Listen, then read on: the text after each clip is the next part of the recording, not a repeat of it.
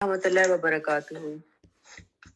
أحمده ونصلي على رسوله الكريم أما بعد فأعوذ بالله من الشيطان الرجيم بسم الله الرحمن الرحيم رب اشرح لي صدري ويسر لي أمري واحلل عقدة من لساني يفقهوا قولي۔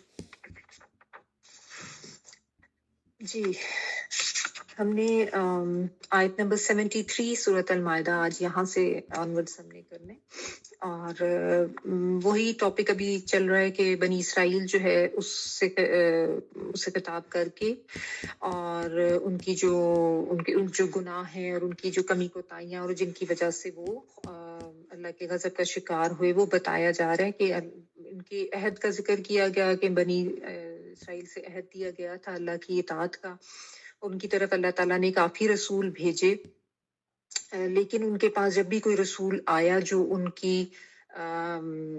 جو بھی رسول آتا تھا وہ ظاہر ہے ان کو اللہ کے احکامات بتاتا تھا، اور جن احکامات پہ ان کے لیے عمل کرنا ان کی مرضی کے مطابق ہوتا تھا اس پہ تو ٹھیک تھا، وہ اعتراض نہیں کرتے، لیکن جو ان کی خواہشات نفس کے خلاف ہوتا اس پہ وہ اس نبی کے خلاف ہو جاتے، اور انہوں نے کئی انبیاء کی تکذیب بھی کی اور کئی انبیاء کو انہوں نے قتل بھی کیا، اور سمجھتے وہ یہ تھے کہ ہماری کوئی پکڑ نہیں ہوگی، کیونکہ وہ خود کو اللہ کا چہیتا اور چنا ہوا سمجھتے تھے۔ اور اللہ تعالیٰ نے یہ بھی بتایا کہ ان کی ہسٹری ہی اس طرح کی رہی ہے کہ وہ اندھے بہرے ہو جاتے تھے، اور پھر ان کے اوپر اللہ کا غضب آتا تھا، جیسے کہ دوسری قوموں کے حملے کی صورت میں آیا جس کی ڈیٹیلز کل ہم نے پڑھ لی تھی۔ پھر وہ اللہ تعالیٰ سے تائب ہوتے تو اللہ تعالیٰ ان کو معاف کر دیتے، لیکن پھر جب ان کی حالت سنورتی تو پھر وہ اسی طرح ہو جاتے اور نافرمانی کرتے رہتے، اور یعنی اندھے بہرے ہو جاتے، اور اللہ تعالیٰ نے فرما دی کہ اللہ تعالیٰ خوب علم رکھتا ہے جو بھی تم عمل کرتے ہو۔ پھر نصارہ کے بارے میں ذکر کر کے اسپیسیفکلی ان کو کنڈیم کیا گیا، انہوں نے جو حضرت عیسیٰ کے بارے میں غلط الوہیت کا عقیدہ اپنا لیا ہوا تھا اس کا رد کیا گیا، اور اس میں نے آپ کو بتایا تھا کہ ان کے بھی مختلف قسم کے عقائد ہیں، کوئی اللہ کا بیٹا کہتا ہے حضرت عیسیٰ کو، کوئی یہ کہتا ہے کہ خود ہی اللہ ہے، اللہ ہی ان کی شکل میں حلول کر کے نیچے آ گیا، اور کچھ جو ہے وہ ٹرینٹی کا رکھتے ہیں کانسیپٹ کہ 3 سے مل کر خدا بنتا ہے۔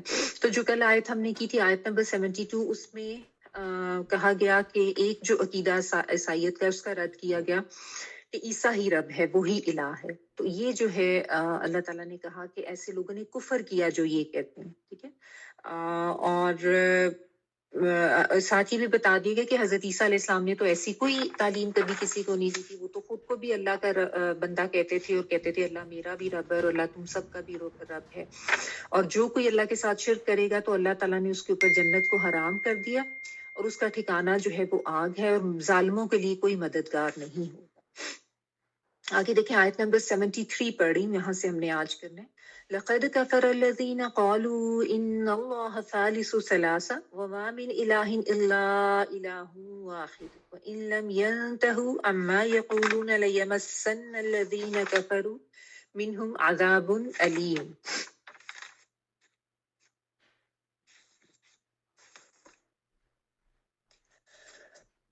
وہ لوگ بھی کافر ہو گئے جنہوں نے کہا کہ اللہ تین کا تیسرا ہے، دراصل سوا اللہ تعالیٰ کے سوا تو کوئی معبود نہیں ہے۔ اگر یہ لوگ اپنے اس قول سے باز نہ رہے تو ان میں سے جو کفر پر رہیں گے انہیں المناک عذاب ضرور پہنچے گا۔ لفظی ترجمہ دیکھیں، لقد البتہ تحقیق یعنی بہت یقینی بات ہے، یعنی کہ ایسا ہی ہے، بالکل ایسا ہی ہے، یہ بات صحیح ہے کہ کفر الذین کفر کیا ان لوگوں نے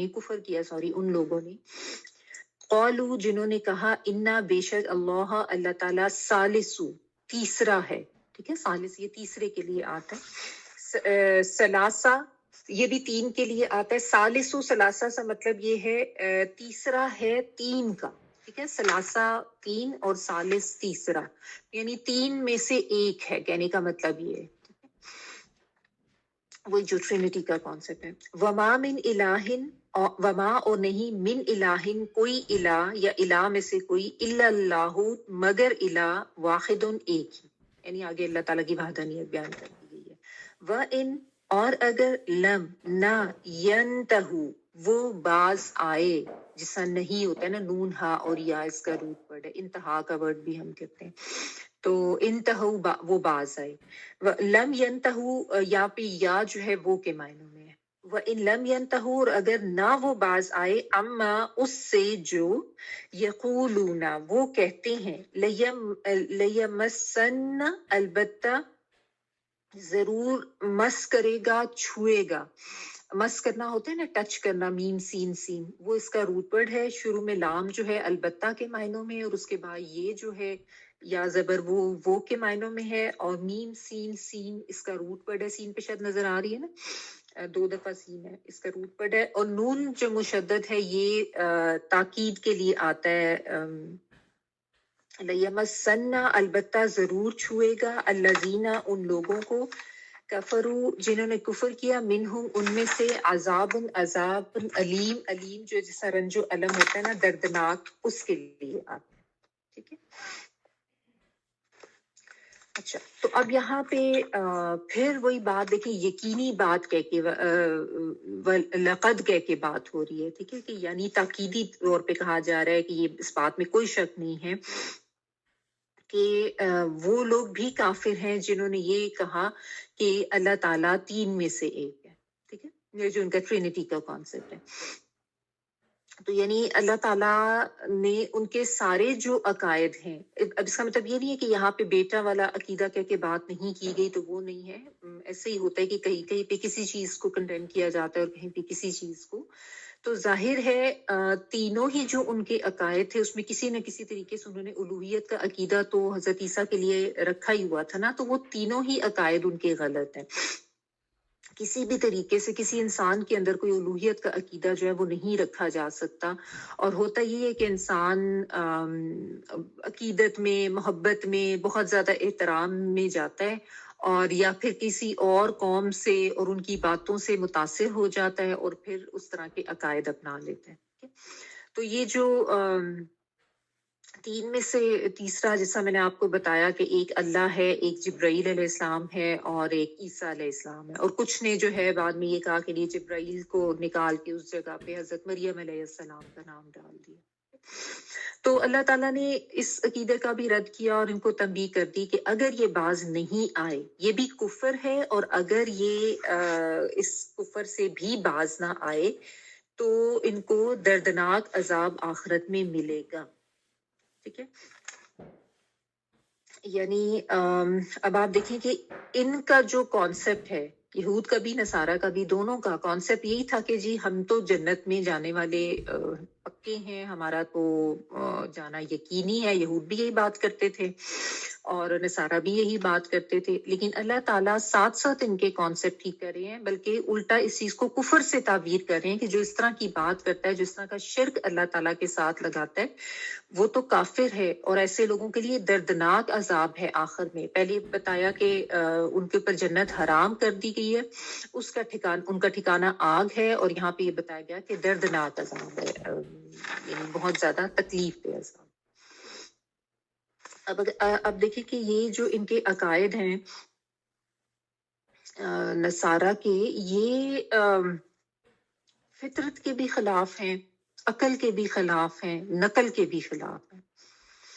کیونکہ دیکھیں فطرت بھی فطرت کے خلاف کس طریقے سے ہوا کہ انسان کو فطری طور پر جب جس طرح سے پیدا کیا گیا یا جب تخلیق کیا گیا نا، تو فطری طور پہ انسان کے اندر ایک یہ چیز ڈالی ہے، جب بھی کوئی مشکل آتی ہے نا تو اندر سے پکار صرف اللہ کے نام کی آتی ہے. ٹھیک ہے، کیونکہ وہ عہد الست تو سب نے کیا ہوا ہے نا، چاہے اس کی میموری واش ہو چکی ہے، لیکن وہ عہد الست تو سب نے کیا ہوا ہے. تو یہ ایک نیچرل سی چیز ہے کہ انسان ایک بڑی ہستی کو جو کہ طاقتور ہو اس کو مانتا ہے اور اس کو پکارتا ہے. اور فطرتاً یہی ہے. آپ کو یاد ہوگا، آپ نے پڑھا تھا کہ مشرکین بھی، ان کے بارے میں اللہ تعالیٰ نے کہا تھا کہ جب تمہاری کشتی پھنستی ہے طوفان میں، سمندروں میں، تو پھر تم اللہ کو ہی پکارتے ہو، لیکن جب بچ جاتے ہو تو پھر تمہارا وہی شرک شروع ہو جاتا ہے. تو یہ تو فطرت کے بھی خلاف ہے یہ بات سمجھنا کہ کسی انسان کو ہی جو ہے وہ الہ سمجھ لینا. پھر دیکھیں عقل کے خلاف بھی یہ بات جاتی ہے نا کہ آپ کہیں کہ اس دنیا کائنات کو چلانے والا، پورا نظام چلانے والا جو ہے وہ ایک سے زیادہ بھی کوئی ہو سکتا ہے. آپ دیکھیں ایک بس میں یا ایک گاڑی میں اگر 3 ڈرائیور بیٹھ جائیں ایک سیٹ کے اندر، تو کیا حال ہوگا؟ نہیں چلا سکتے نا. کسی ادارے کا نظام آپ دیکھ لیں، کوئی آرگنائزیشن ہو، اس میں بھی اگر 3 باسز رکھ دیے جائیں گے تو وہ تو آپس میں ہی لڑتے جھگڑتے رہیں گے نا، فساد ہوتا رہے گا. جبکہ ہم دیکھتے ہیں کائنات کے نظام میں تو کہیں پہ کوئی کمی رکھنا، فساد کچھ بھی نہیں ہے. کائنات کے نظام اتنے مربوط طریقے سے چلتا ہے. اور پھر آپ دیکھیں نقل کے خلاف کہنے کا مطلب یہ ہے کہ ساری کتابیں جو اللہ تعالیٰ کی طرف سے آئیں ان میں یہی بات لکھی ہوئی تھی، یہ جو ہے نا وما من الہ الا الہ واحد، جو آیت میں بیان کی گئی ہے کہ کوئی الہ نہیں ہے مگر وہ ایک ہی الہ ہے. ساری الہامی کتابوں میں، صحائف میں، اور ویسے بھی جو اللہ تعالیٰ نے انبیاء کو سکھائی باتیں وہ یہی تھی کہ اس میں مین عقیدہ یہی تھا. اور یہی کتابیں پھر ایک سے دوسرے نقل ہوتی گئیں اور پھر آگے تک مختلف لوگوں تک پہنچی. لیکن ایک ہی معبود کی بات ہے، ٹھیک ہے، یعنی کوٹڈ ہے ہر بک کے اندر یہی بات تھی، چاہے وہ تورات تھی یا زبور تھی یا انجیل تھی یا صحائف تھے، اور یہی بات آگے قرآن میں بھی ہے. اب آپ دیکھیں کہ کتنی سخت اس کے لیے وعید ہے نا کہ جنت ان کے لیے حرام کر دی گئی ہے اور ان کے لیے دردناک عذاب ہے. کسی آپ عیسائی کو ویسے بتائیں تو وہ اس کو قطعاً نہیں مانے، کیونکہ وہ تو ابھی تک یہی اپنے آپ کو ظاہر ٹروتھ پر سمجھتے ہیں، حق پر سمجھتے ہیں.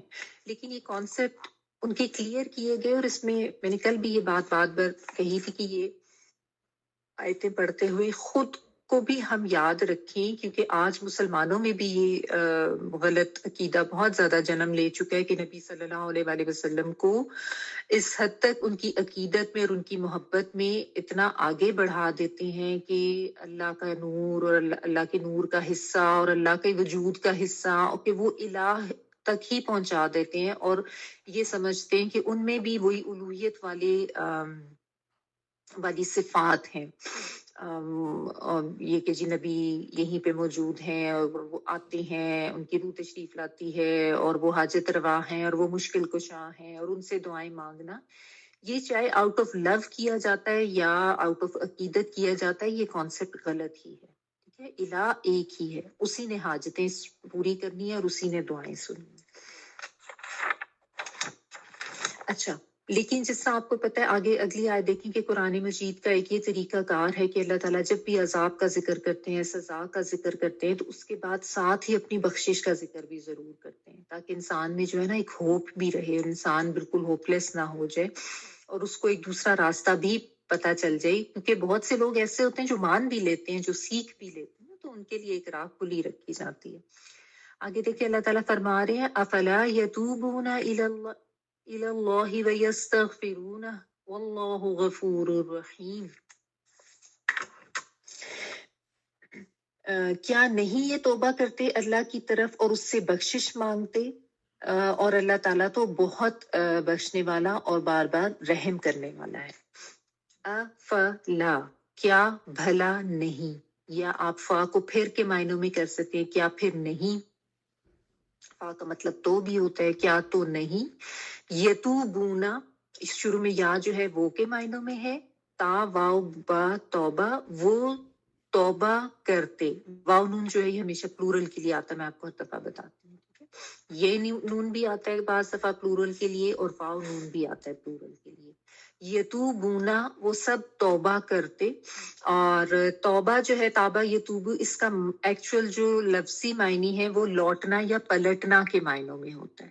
ٹھیک ہے، تو جب انسان کے لیے آتا ہے تو مطلب یہ ہوتا ہے کہ انسان اپنے گناہوں سے پلٹا، ٹھیک ہے، گناہوں سے لوٹ گیا. اور جب اللہ تعالیٰ کے لیے آئے کہ اللہ تعالیٰ جو ہے وہ بندے کی طرف مہربان ہوا، پھر وہ اس معنوں میں آتا ہے. یہ لفظ اللہ تعالیٰ کے لیے بھی استعمال ہوتا ہے اور انسانوں کے لیے، لیکن ظاہر ہے اللہ تعالیٰ کے لیے جب استعمال ہوگا تو توبہ کے معنوں میں نہیں ہوگا، پھر وہ مہربانی کے معنوں میں ہوگا کہ مہربانی سے پلٹنا. ٹھیک ہے، اس طرح سے آپ کہیں گے. لیکن یہاں پہ انسانوں کی بات ہو رہی ہے، کیا بھلا نہیں وہ توبہ کرتے الا طرف اللہ ہی اللہ کے، و اور یستغفرون، اور وہ بخشش طلب کرتے اس سے.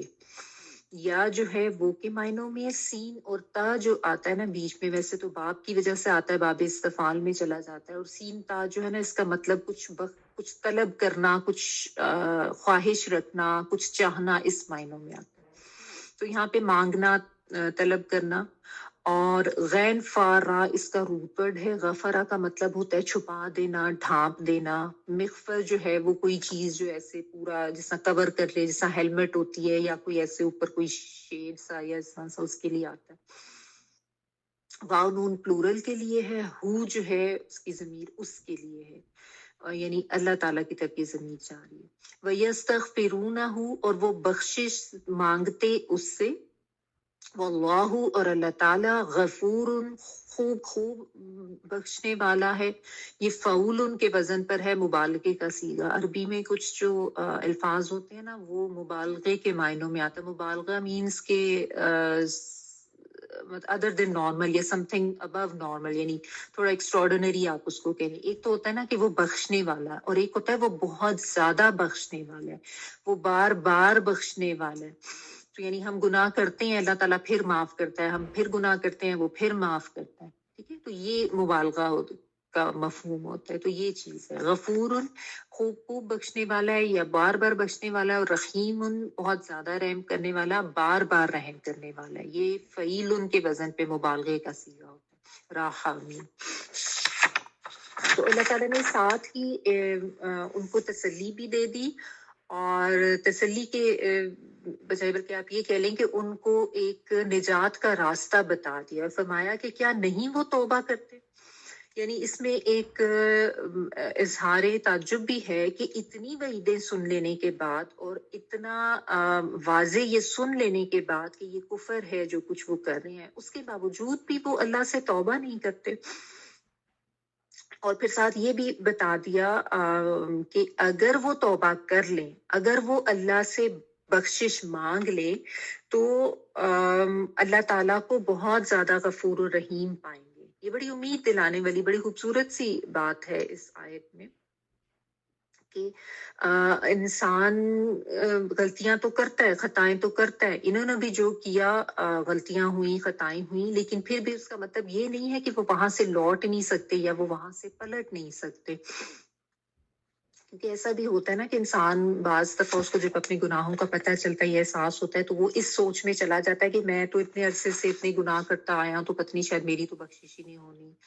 اور پھر شیطان کی طرف سے بھی ہوتا ہے کہ دیکھو تمہاری بخشش کوئی نہیں ہونی، اور تم ایسے ہی کرتے رہو، یہی کرتے رہو جو کر رہے ہو، تو فائدہ تو کوئی نہیں ہے، تم کیوں اپنے آپ کو جو ہے مصیبت میں لا دے. تو یہ بھی شیطان کا ہتھ کنڈا ہے، اس کو سمجھنا چاہیے. جس وقت بھی زندگی کے جس حصے میں بھی اللہ تعالیٰ کی طرف سے ہدایت مل گئی، اسی کو اللہ کا فضل جانے، اسی کو اللہ کا رحم اور احسان جانے، اور اسی وقت توبہ کر لیں اور پلٹ جائیں. اور کبھی اللہ تعالیٰ کے بارے میں یہ گمان نہ کریں کہ اللہ تعالیٰ جو ہے وہ مجھے معاف نہیں کریں گے. یہ بہت بڑا شیطان کا ہتھ کنڈا ہے، کہ وہ تو چاہتا ہی ہے نا کہ انسان جو ہے ہم سب کو گمراہ کیے رکھے. لیکن یہ ہمیشہ یاد رکھیں کہ اللہ تعالیٰ بار بار مختلف جگہوں پر یہ چیز انسان کو بتاتے ہیں، اس کو اس چیز پہ یقین دلاتے ہیں.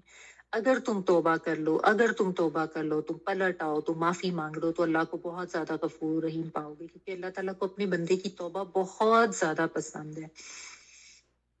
جس طرح وہ ایک حدیث ہے نا بہت خوبصورت، کہ اتنی زیادہ پسند ہے اس کی انٹینسٹی بتانے کے لیے کہ جیسے کسی انسان کا صحرا میں کوئی اس کا سارا سامان سے بھرا ہوا اونٹ جو ہے وہ گم جائے تو وہ کتنا پریشان ہوگا. اور اس کے بعد وہ اس کو ڈھونڈ کے تھک گیا، اور اس کے بعد اچانک سے وہ کہیں اونٹ اس کے پاس آ جائے، یعنی اس کو مل جائے، تو جتنی خوشی اس انسان کو ہوتی ہے اس سے بھی کئی زیادہ خوشی اللہ تعالیٰ کو ہوتی ہے جب اس کا بندہ اس سے استغفار کرتا ہے یا توبہ کرتا ہے. ٹھیک ہے، تو کبھی بھی یہ نہ سوچیں کہ توبہ کا کوئی فائدہ نہیں ہے، یا میں تو بڑا گناہ گار ہوں، میری بخشش نہیں ہونی. ایسی بات نہیں.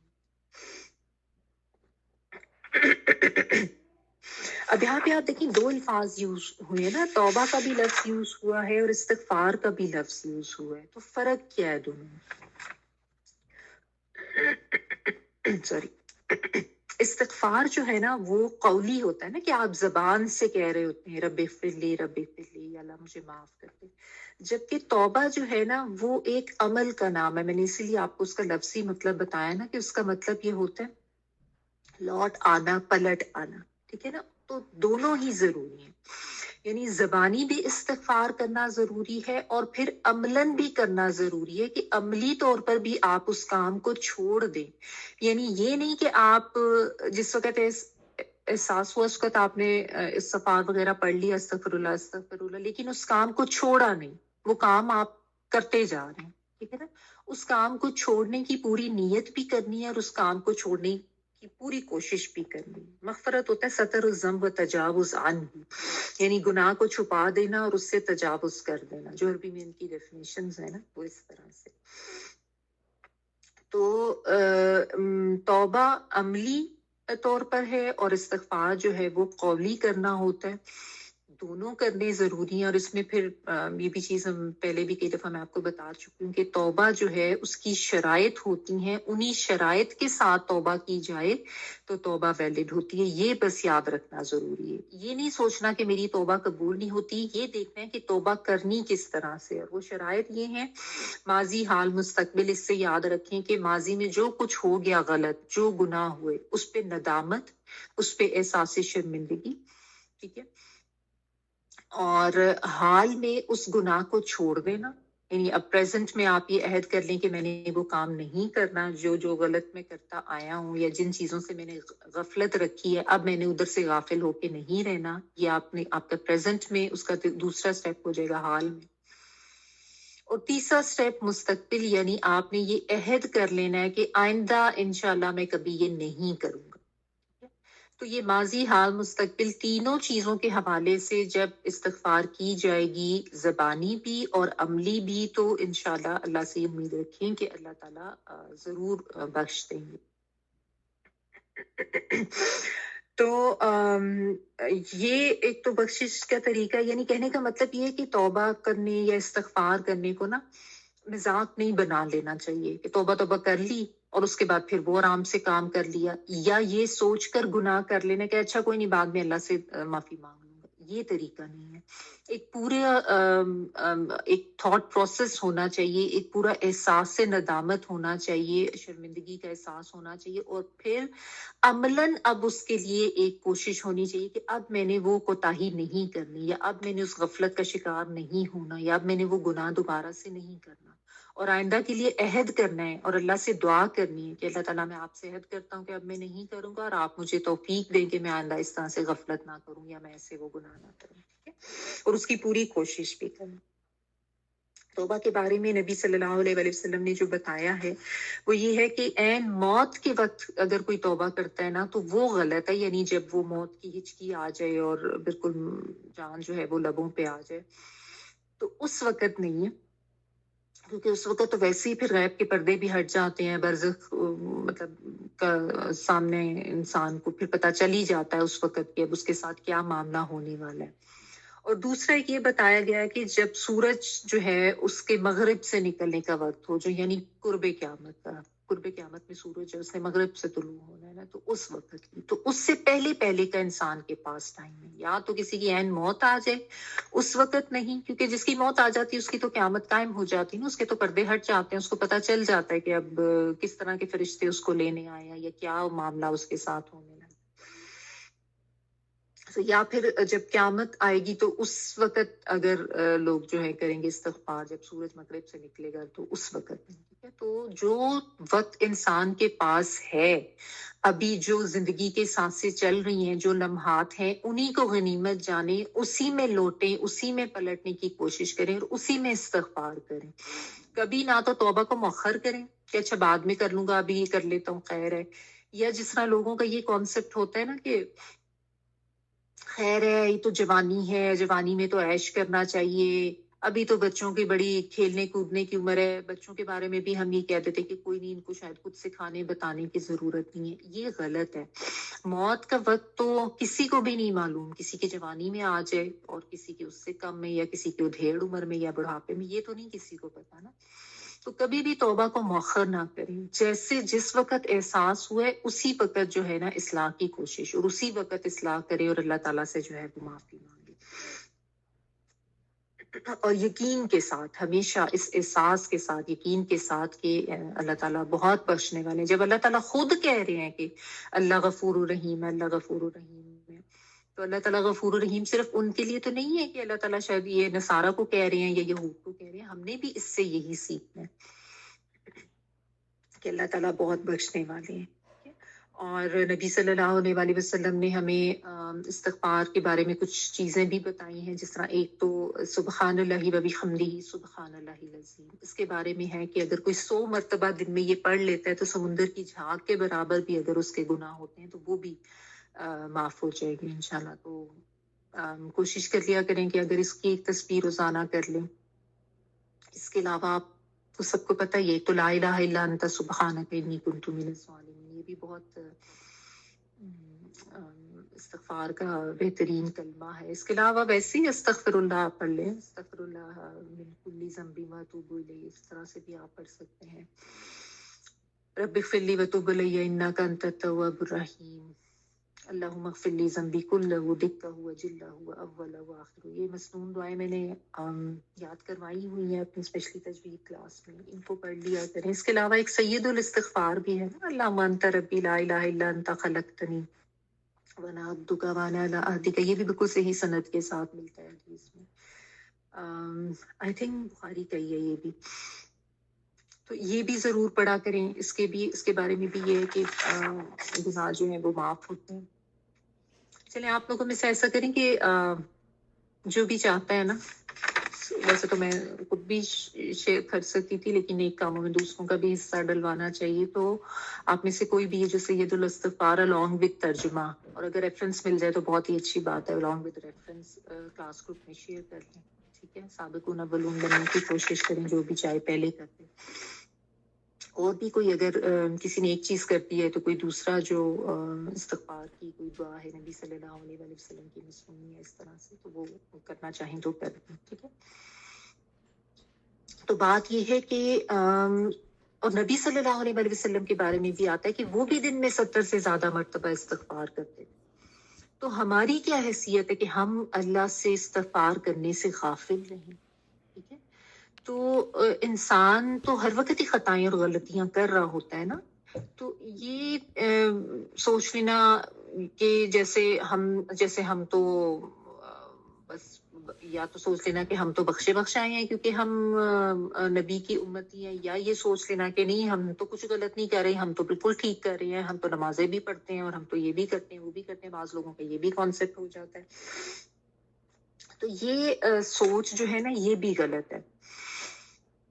انسان میں عاجزی ہونی چاہیے۔ بعض دفعہ آپ کسی کو بتاتے بھی ہیں نا ان کی غلطی ہے تو وہ اپنی غلطی کو ماننے کی طرف نہیں آتے، تو یہ بھی یاد رکھیں کہ اگر کسی نے کبھی مینشن کیا ہے نا تو فوراً سے یہ نہ کہیں کہ یہ کون ہوتا ہے ہمیں سمجھانے والا، یا اگر فرض کرے آپ کے بچوں نے آپ کو کبھی کوئی مینشن کر دی نا، یہ بھی بڑا امتحان ہوتا ہے انسان کا کہ ماما آپ نے یہ غلط بات کہہ دی ہے یا آپ نے یہ غلط کر دی۔ انسان ہے نا، ہمیشہ یہ یاد رکھیں کہ میں بھی انسان ہی ہوں، چاہے بچے ہیں سامنے وہ بھی ہمیں مینشن کر سکتے، اور آج کل کے تو بچوں کو ماشاءاللہ اویئرنیس بھی بہت ہے، اور وہ آپ کو ان کو بھی نالج ہے اور وہ آپ کو بتا دیتے ہیں صحیح بات، تو فوری سوری ادھر ہی بولیں اور اسی وقت استغفار اللہ تعالیٰ سے بھی کریں۔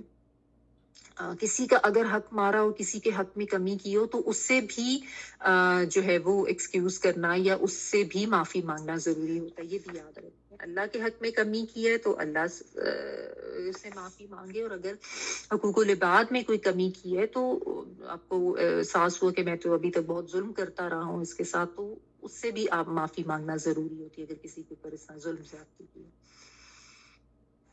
تو جس کے اندر عاجزی ہوگی نا وہ فوری توبہ کی طرف آتا ہے، اور جس میں اکڑ اور تکبر ہوتا ہے وہ کیا کرتا ہے، وہ اپنے آپ کو جسٹیفائی کرتا رہتا ہے، یہ میں نے تو کچھ غلط نہیں کیا، وہ ہمیشہ دوسروں کا مورود الزام ٹھہراتا ہے کہ فلاں نے یہ غلط کیا، اس نے یہ ایسے کیا، وہ اپنی غلطی کی طرف کبھی نہیں دیکھتا۔ تو ہمیشہ یاد رکھیں کہ عاجز رہیں، اور یہ کبھی نہ سوچیں کہ میں غلطی نہیں کر سکتا۔ ہم سب انسان جو ہے نا وہ خطا کے پتلے ہیں، اور سب سے غلطی ہوتی، چاہے کوئی نمازی ہے، نماز پڑھنے میں بھی تو ہم کتنی غلطیاں کر جاتے ہیں نا، نماز کی چوری کر جاتے ہیں، نماز کے ارکان پوری طرح سے ادا نہیں کرتے، یا وضو نہیں صحیح طریقے سے کیا، تو ہم انسان تو سارے ہی ایسے ہیں جو غلطیاں کرتے رہتے ہیں، لیکن توبہ کی طرف وہی آئے گا جس میں عاجزی ہوگی، جو جھکنا سیکھتا ہے، جس کے اندر یہ تکبر نہیں ہوتا کہ نہیں میں تو غلط نہیں ہو سکتا، میں تو ٹھیک ہوں۔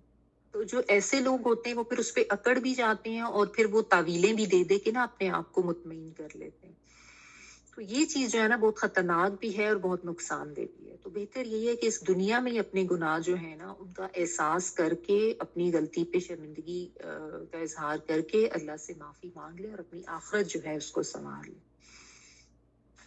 تو یہاں پہ اس آیت میں بہت خوبصورت طریقے سے جو ہے وہ توبہ کی ترغیب دلائی گئی اور اللہ تعالیٰ کا مہربان ہونا اور رحیم ہونا بتایا گیا.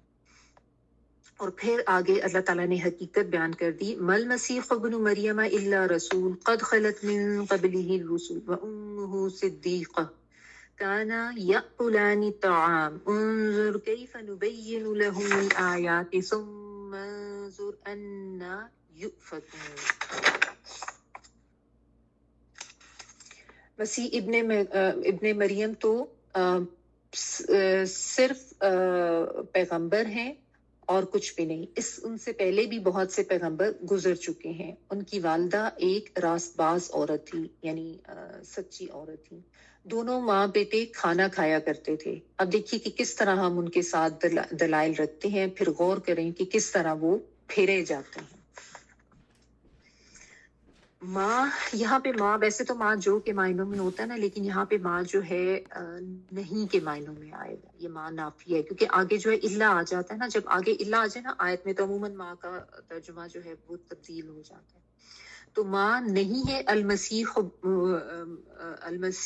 یعنی حضرت عیسیٰ علیہ السلام ابن مریم، جو کہ ابن مریم یعنی ہمیشہ ان کی کنیت سے بات کی جاتی ہے. نہیں ہے مسیح ابن مریم اللہ مگر رسول، ایک رسول.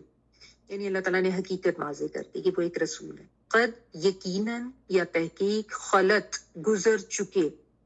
خلو اس کا روٹ پڑا بیسیکلی خا لام اور واو. خلو کا مطلب ہوتا ہے گزر جانا، خالی ہو جانا سے. یعنی جب کوئی ایک قوم یا کوئی گروپ آ کے چلا جاتا ہے تو وہ جگہ خالی ہو جاتی ہے. من سے قبل ہی، اس سے پہلے، الرسل کئی رسول، یعنی ان سے پہلے بھی کئی رسول آ کے جا چکے. اور خلط میں جو تے آ رہی ہے نا وہ مونس کی تے آ رہی ہے.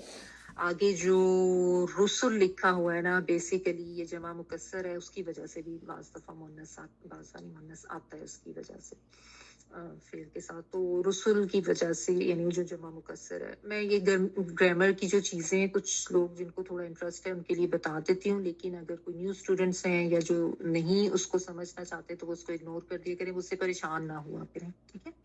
کے لیے آتا ہے الف میم میم. جو ہے وہ بیسیکلی جڑ کے لیے بھی آتا ہے. ٹھیک ہے. وہ امہ اور ماں اس کی، صدیقہ صدق سے ہے صاد دال اور کاف، یہ سچی عورت تھی. سوری. اور اس کی ماں صدیقہ تھی، سچی عورت تھی. گولتا جو ہے یہ بھی مونس کے لیے آتی ہے کیونکہ ظاہر حضرت مریم علیہ السلام کی بات ہو رہی. کانا وہ دونوں تھے، یہ تسنیہ کا صیغہ ہے ڈوئل کا. اگر کان نہ ہوتا نون زبر تو پھر وہ ایک کی بات ہوتی. نون کے ساتھ الف لگ گیا تو دو کی بات ہو رہی ہے، یعنی حضرت عیسیٰ علیہ السلام اور ان کی والدہ حضرت مریم علیہ السلام دونوں کی بات ہو رہی ہے. یقلانی وہ کھاتے تھے الطعام، کھانا. وہ دونوں کھاتے تھے الطعام. حمزہ کاف لام اس کا روٹ ورڈ ہے. اکلا اس کا مطلب کھانا ہوتا ہے. شروع میں یا جو ہے وہ کے معنوں میں ہے. اور یقلانی وہ کھانا کھاتے تھے، الطعام کھانا کھاتے. طعام تو سب کو پتہ ہی ہے نا، اردو کا بھی ورڈ ہے. تو ہی عین اور میم روٹ ورڈ ہے. وہ دونوں کھاتے تھے کھانا. انظر دیکھو، یہ امر کا صیغہ ہے، یعنی نظر کرو جیسے ہم کہتے ہیں نا، سی یا لک، اس طرح سے کہ لک ایٹ دس یا یہ دیکھو. کیفا کس طرح، یہ حرف استفہام ہے یعنی کوسچن ورڈ ہے. کس طرح، نبینو ہم بیان کرتے ہیں. نون ہم کے لیے آتا ہے، آتین والا. اگر جو بالکل نیو اسٹوڈنٹس ہیں ان کو میرا یہ آتین والا وہ یا ہم یا میں یہ نہیں سمجھ آتا تو وہ چینل پہ جا کے بالکل شروع کے لیکچرز میں ایک روٹ ورڈز کا لیکچر ہے، چھوٹا سا ہے، لائک 6 to 8 منٹس کا. وہ سن لیں تو آپ کو آتین کا کانسیپٹ کلیئر ہو جائے گا. اس سے پھر آپ کو ترجمہ کرنے میں بہت آسانی ہو جائے گی. نبینو ہم بیان کرتے ہیں، با یا نون روٹ ورڈ ہے. لہم لیے ان کے، الآیاتی آیات. ثم پھر، انظر دیکھو، انا کہاں سے، یہ بھی حرف استفہام اسی طرح سے آتا ہے، کہاں سے، یؤفکون وہ پھیرائے جاتے ہیں.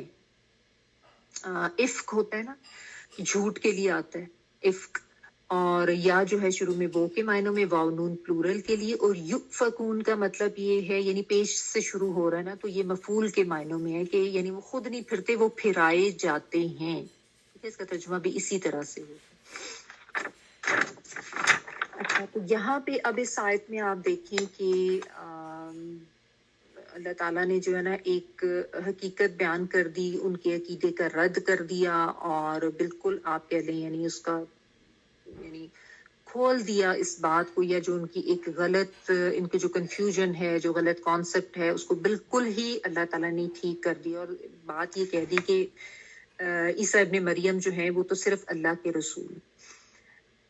तो यहाँ पे इस आयत में जो इनका उलूहियत का एक गलत अकीदा उन्होंने हजरत ईसा के बारे में बना लिया था, 3 दलाइल के साथ उसकी अल्लाह ताला ने वजाहत भी कर दी और उस अकीदे को रद्द भी कर दिया। सबसे पहले फरमाया कि मसीह जो है वो सिर्फ अल्लाह के रसूल है। एक तो मसीह इब्ने मरियम, कि वो मरियम के बेटे थे, ये उनकी कुनियत बयान की जाती है हमेशा कुरान मजीद में। इब्ने मरियम का मतलब भी यही है कि वो एक औरत के बेटे थे, एक इंसान के बेटे थे। ठीक है, यानी अब उनकी हकीकत जो है ना वो अल्लाह ताला बयान करें कि वो तो सिर्फ एक पैगाम रसां थे, एक पैगंबर थे, एक रसूल थे, भेजे हुए थे, बिल्कुल उसी तरह जैसे कि उनसे पहले भी कई रसूल आए और आकर चले गए। ठीक है ना, तो जो अल्लाह का भेजा हुआ होता है वो खुद अथॉरिटी तो नहीं होता, जो भेजा हुआ होता है, जो इरसाल करदा होता है, वो तो किसी और अथॉरिटी के जेरे असर होता है ना। ऐसा ही होता है ना, आप अपना पैगाम देके अगर किसी बंदे को भेजते हैं तो वो तो अथॉरिटी नहीं होता, आपने उसको जो कहा होता है वो जाके आगे बताता है। ठीक है, तो ये कहने का मतलब है कि जिस तरह से पहले इस तरह के बहुत से पैगंबर या मैसेंजर्स अल्लाह ताला की तरफ से आए, उसी तरह के ये भी एक रसूल है। तो जैसे उनसे पहले वाले आके गुजर चुके, खलत का जो वर्ड है ना, कि वो आके गुजर चुके, यानी उनको मौत आ चुकी है और वो इस दुनिया से जा चुके हैं, तो सिर्फ अल्लाह ताला की जात ऐसी है जिसको फना नहीं है, जिसको मौत नहीं आनी है। बाकी अल्लाह ताला ने जिन जिन को अंबिया को यहाँ पे भेजा, वो अपना काम कर करके इस दुनिया से चले गए। हजरत ईसा अलैहिस्सलाम को ये ठीक है कि अभी मौत तो नहीं आई, वो जिंदा आसमान पर उठाए गए हैं और क़यामत से पहले वो दोबारा आएंगे, लेकिन कहने का मतलब ये कि उन्हीं रसूलों के जैसे वो रसूल हैं जो उनसे पहले आए, अपना काम करके अपना अल्लाह का पैगाम इस दुनिया में पहुंचा के चले। तो उनसे पहलों को तो इलाह किसी ने नहीं बनाया, तो इनके बारे में ये कॉन्सेप्ट तुमने क्यों निकाल लिया इस तरह का? और वैसे भी देखें, इलाह की जो जात है ना, या अल्लाह ताला की जात, उसमें कोई इस तरह का तगय्युर और तबद्दुल नहीं होता। मतलब इलाह का आना जाना नहीं लगा होता, एक आ गया वो चला गया, फिर दूसरा आ गया वो चला गया। इलाह तो बदल नहीं सकता ना, कि बदल बदल के आते रहें। तो ये बात समझने की है, इसलिए ये बात यहाँ पे कही गई कि वो अल्लाह की तरफ से भेजे हुए थे, जैसे पहले रसूल भेजे जाते रहे हैं, एक आता आके चला जाता, फिर दूसरा आ जाता। तो ये चीज जो है अल्लाह ताला ने यहाँ पे वाज़ेह करती है, एक दलील देके कि वो इलाह नहीं हो सकते। फिर बताया वह उम्मुहु सिद्दीक़ा, तो यानी हजरत मरियम अलैहिस्सलाम का भी इस आयत में बार बार जिक्र करके ये बता दिया गया कि उनकी एक माँ थी, और वो अपनी माँ से बिल्कुल नॉर्मल फितरी तरीके पे उनकी पैदाइश हुई थी, और बल्कि उनकी पैदाइश का जो तरीका है, वो सारी बात जो है वो सूरह मरियम में भी बयान की गई है कि किस तरीके से वो, इसीलिए वहां पे भी बयान की गई है कि कैसे उनको प्रेगनेंसी पेन्स होती हैं, और फिर किस तरह वो क्या अल्फाज उनके मुंह से निकलते हैं, और फिर हजरत ईसा की पैदाइश वगैरह, फिर उन्होंने किस तरीके से गवाही दी, ये सारा मामला वहां लिखा हुआ है। तो बहरहाल यहाँ पे भी बता दिया गया कि उनकी माँ थी। ये ठीक है कि वो आम फितरी तरीके से हट के बिन बाप के पैदा हुए थे, यानी, लेकिन बहरहाल जिस तरीके से हर इंसान अपनी माँ से फितरी तौर पर पैदा होता है, वैसी इनकी भी पैदाइश हुई थी, और वो हजरत मरियम अलैहिस्सलाम जो थी वो भी इंसान के जिन्स से ही थी, तो हजरत ईसा अलैहिस्सलाम भी इंसान ही थे। और साथ अल्लाह ताला ने हजरत मरियम अलैहिस्सलाम की पाकीज़गी भी जाहिर कर दी कि वो सच्ची औरत थी। یعنی حضرت عیسیٰ کا انسان ہونا بھی اس کی بھی دلیل دے دی گئی، اور حضرت مریم علیہ السلام کا سچا ہونا وہ بھی یہاں پہ ثابت کر دیا گیا کہ وہ اپنے قول اور فعل میں سچی تھی، انہوں نے سچائی کی تصدیق کی تھی، جس طرح سورہ تحریم میں آتا ہے نا کہ انہوں نے رب کے کلمات اور کتابوں کی تصدیق کی تھی.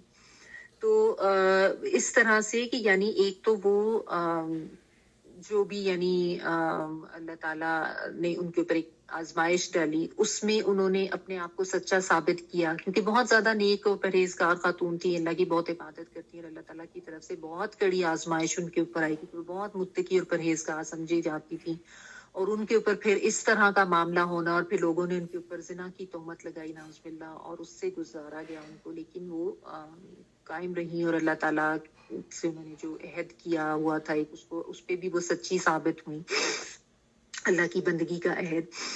تو اور دوسرا اس وجہ سے بھی ان کو صدیقہ کہا جا رہا ہے، کیونکہ جب ظاہر ہے یہ سارا معاملہ ہوا حضرت عیسیٰ علیہ السلام کی پیدائش کا، تو اس کے بعد بھی لوگ جو ہے ان کو جھٹلاتے رہتے تھے، اور ان کو جھوٹا کہتے تھے، اور کہتے تھے کہ اس نے جو ہے غلط کام کیا ہے، اور اس طریقے سے حضرت عیسیٰ علیہ السلام کو بھی بلد الزنا کہتے. تو اللہ تعالیٰ نے ان کی بھی برات ظاہر کر دی حضرت مریم علیہ السلام کی، کہ وہ سچی عورت تھی، اور انہوں نے جو بات کہی وہ سچ کہی.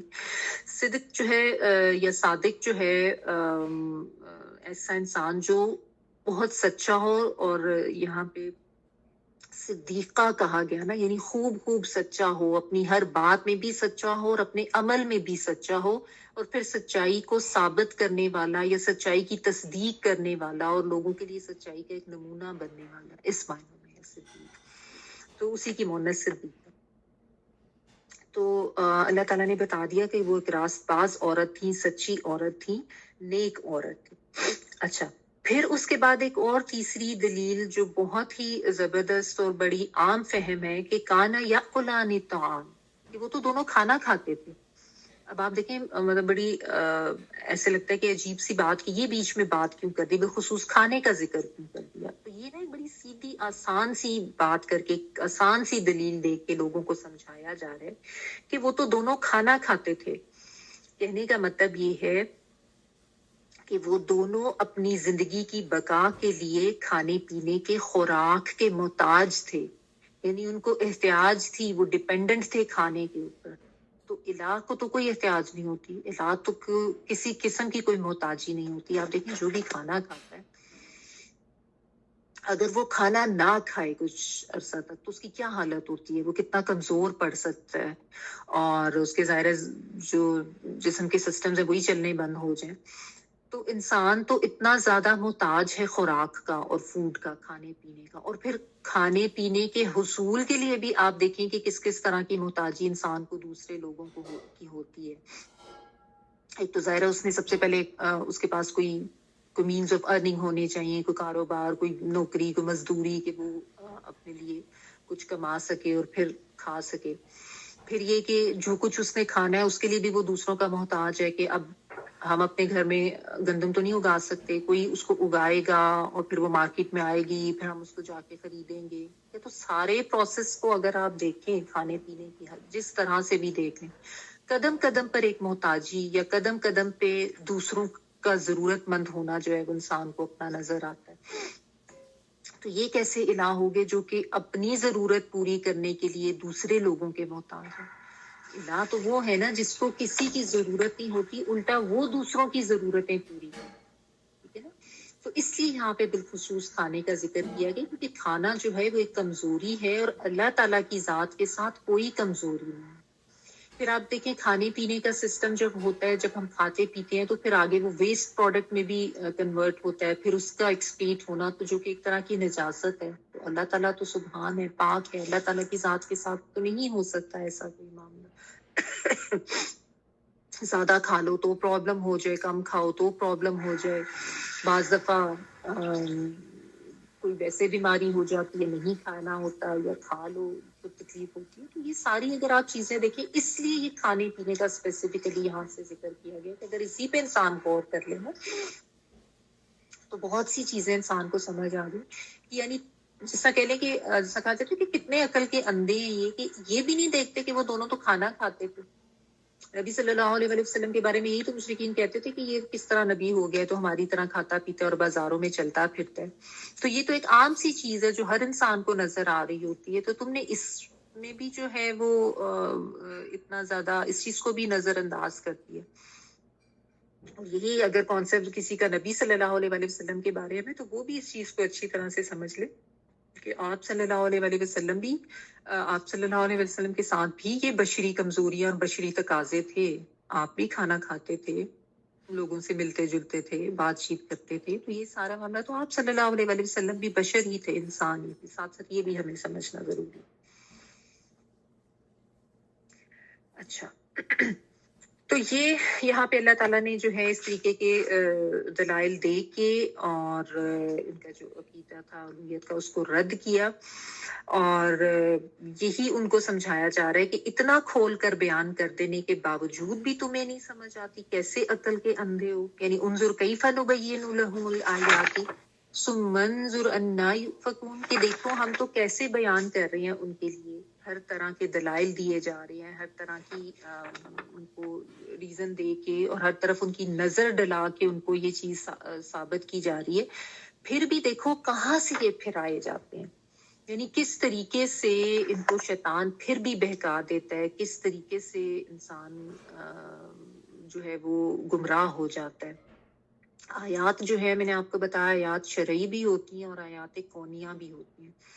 شرعی آیات جو ہم یہ کتاب میں پڑھتے ہیں ساری اللہ تعالیٰ کی آیات, اور آیات کونیہ ہوتی ہیں کائنات میں بکھری ہوئی نشانی. آیت جو ہے وہ بیسیکلی اس کا لفظی مطلب ہوتا ہے نشانی. تو اللہ تعالیٰ کی نشانیاں جو ہیں وہ تو اس کائنات میں بھی ہیں, اس کتاب میں تو ہے ہی ہیں جو بتائی گئی ہیں, لیکن کائنات میں بھی ہیں. اگر کوئی کائنات پہ غور و فکر کر لے نا اچھی طرح سے تو اس کو سمجھ آ جائے کہ سارے نظام کو بنانے والا چلانے والا کوئی ایک الہ ہے, کوئی ایسی ہستی, کوئی ایسی طاقت ہے.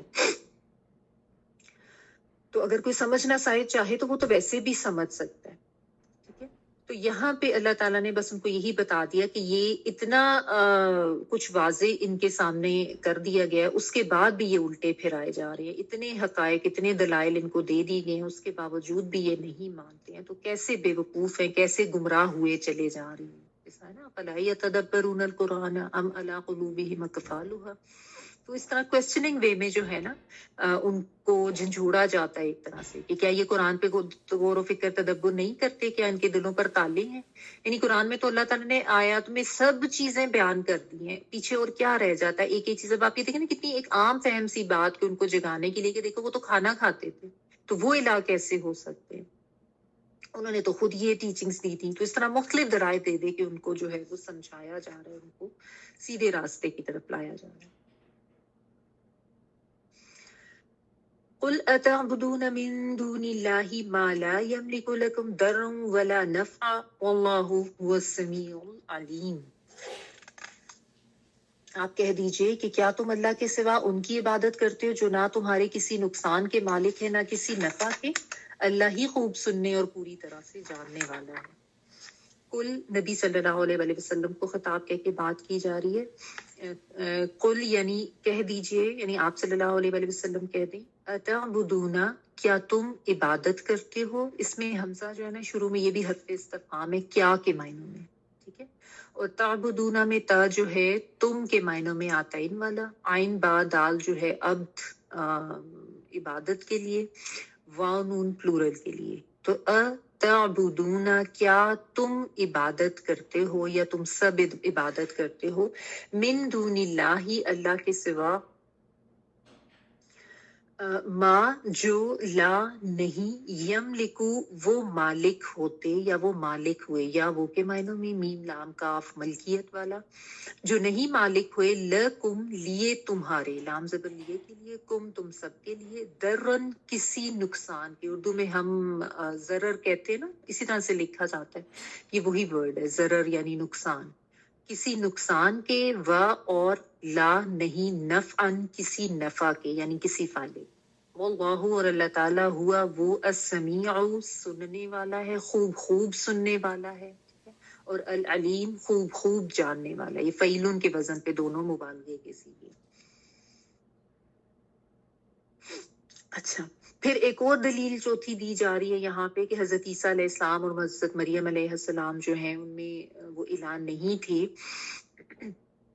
اور کہا یہ جا رہا ہے کہ نبی صلی اللہ علیہ وآلہ وسلم کو مخاطب کر کے یہ کہا جا رہا ہے کہ آپ ان کو یہ کہیں، ٹھیک ہے، کیونکہ ظاہر ہے نبی صلی اللہ علیہ وآلہ وسلم پر ہی آیات آ رہی تھی اور آپ ہی پڑھ کے آگے سناتے تھے، جو ہم تک یہ سب پہنچا آپ صلی اللہ علیہ وآلہ وسلم کی زبانی ہی پہنچا ہے۔ تو آپ صلی اللہ علیہ وآلہ وسلم کو کئی جگہوں پہ ایسے اللہ تعالیٰ مخاطب کر کے نا ان کو یہ کہتے ہیں آپ ان کو یہ کہیں، یعنی آپ یہ میرا پیغام آگے تک پہنچا دیں، تو یہ میری بات ان تک پہنچائیں، ان کو سمجھائیں۔ تو یہاں بھی کہا جا رہا ہے کہ آپ ان کو یہ کہیں کہ کیا تم اللہ کے سوا ان کو پکارتے ہو یا ان کو الہ سمجھتے ہو جو تمہارے لیے کسی نقصان کے بھی مالک نہیں ہے اور تمہارے کسی نفع کے بھی مالک نہیں ہے، بلکہ وہ تو اپنے نفع نقصان کا بھی خیال نہیں کر سکتے، تمہارے کسی نفع نقصان کے کیسے مالک ہو سکتے ہیں؟ ٹھیک ہے نا، انسان تو جو بھی ہے نہ اپنی پیدائش پہ کوئی اختیار رکھتے ہیں، نہ اپنی موت پہ کوئی اختیار رکھتے ہیں، نہ اپنی کسی بیماری کو روک سکتے ہیں آنے سے، نہ اپنی زندگی میں کچھ نقصان ہونے کو روک سکتے ہیں اگر اللہ کی طرف سے ہو جائے تو انسان تو اپنے نفع نقصان کا مالک نہیں ہے، تو انسان کیسے الہ ہو سکتا ہے؟ کیونکہ الہ تو وہ ہوتا ہے جو دوسروں کے لیے نفع نقصان کا مالک ہوتا ہے، جو مالک کل ہوتا ہے، جو مختار ہوتا ہے، جو خالق ہوتا ہے۔ تو انسان کے لیے ایسا کوئی عقیدہ کیسے رکھا جا سکتا ہے؟ دیکھیں نا، وہ تو اپنی جو معجزانہ پیدائش تھی حضرت مریم علیہ السلام، وہ تو اس کے بارے میں بھی ان کو نہیں سمجھ آ رہی تھی اور وہ بہت پریشان تھی کہ میں کیسے لوگوں کو جو ہے وہ سمجھاؤں گی یا ان کو فیس کروں گی، ان کو کیا بتاؤں گی۔ اس لیے ان کو تو اللہ تعالیٰ نے کہا تھا کہ تم چپ ہی رہنا، تم خاموش رہنا، اور یہ بچہ خود گواہی دے گا۔ اور پھر وہ جو حضرت عیسیٰ علیہ السلام بھی جب وہ شیر پاتے تو اللہ کی طرف سے ان کو یہ اہلیت عطا کی گئی، قوت گویائی عطا کی گئی، تو انہوں نے بول کے یہ بتایا، ٹھیک ہے۔ پھر آپ دیکھیں حضرت عیسیٰ علیہ السلام کی ساری زندگی کس طریقے سے یہود جو ہے ان کے جانی دشمن ہوئے ہوئے تھے، اور ارد گرد کی طاقتیں بھی، اور تو وہ سب ان کی جان کے در پہ تھے، مارنا چاہتے تھے، تو وہ تو ان کا بھی کچھ نہیں بگاڑ سکے تھے، بلکہ کئی دفعہ ایسا ہوتا تھا کہ چھپتے پھرتے تھے، یعنی ان کی زندگی کو خطرہ ہوتا تھا، ٹھیک ہے۔ تو ایسے اگر تو الہ کا تو یہ تو خصوصیت ہو ہی نہیں سکتی کہ لوگ اس کی جان کے در پہ ہو جائیں یا اس کو نقصان دینے کی کوشش کریں، تو وہ تو اپنے نفع نقصان کے بھی مالک نہیں تھے، خود کو بھی ان کو بچانا پڑتا تھا، ٹھیک ہے۔ تو یہ چیز سمجھنے کی ہے کہ اور آج بھی جو بھی شرک کرتا ہے اللہ تعالیٰ کی ذات کے ساتھ یا کسی انسان میں وہ اس طرح کا الوہیت کا کانسیپٹ رکھتا ہے، جس طرح کہ میں آپ کو کہا کہ آج مسلمانوں میں بھی یہ چیزیں ہیں، ہر ایک کے لیے یہی دلیل ہے، ٹھیک ہے، کہ کوئی بھی بشر جو ہے اس کے ساتھ تمام بشری تقاضے بھی ہوتے ہیں، تمام بشری کمزوریاں بھی ہوتی ہیں، اور ہر بشر خود بھی ڈیپینڈنٹ ہوتا ہے اللہ تعالیٰ کی ذات کے اوپر، نہ تو اپنا نفع کر سکتا ہے، نہ اپنے نقصان کو روک سکتا ہے، ٹھیک ہے نا۔ ابھی نبی صلی اللہ علیہ وآلہ وسلم کی بھی اگر آپ سیرہ پڑھیں، کئی جگہوں پہ کیسا کیسا ظلم لوگوں کی طرف سے ان کے اوپر کیا گیا۔ طائف کا ہی ایک آپ واقعہ دیکھ لیں کہ کس طرح پتھر مار مار کے لہو لہان کر دیا تھا، تو وہ تو اس پہ بھی خود کو نہیں بچا سکے تھے، ہے نا۔ تو ایسا کوئی بھی کانسیپٹ نبی صلی اللہ علیہ وآلہ وسلم کے بارے میں بھی اگر رکھتا ہے تو اس کو بھی اپنی کانسیپٹ جو ہے نا وہ ٹھیک کرنے کی ضرورت ہے۔ اصل میں ہوتا یہ نا کہ انسان یا تو کسی خوف کی بنا پر یا کسی امید کی بنا پر، جو کہ اس کو ہوتا ہے کہ فلاں جو ایسا کرتا ہے، اس کو اتنا سپر پاور بنا لیتا ہے نا کہ اسی کو وہ سب سے بڑی طاقت اور معبود اور الہ سمجھنے لگ بیٹھتا ہے۔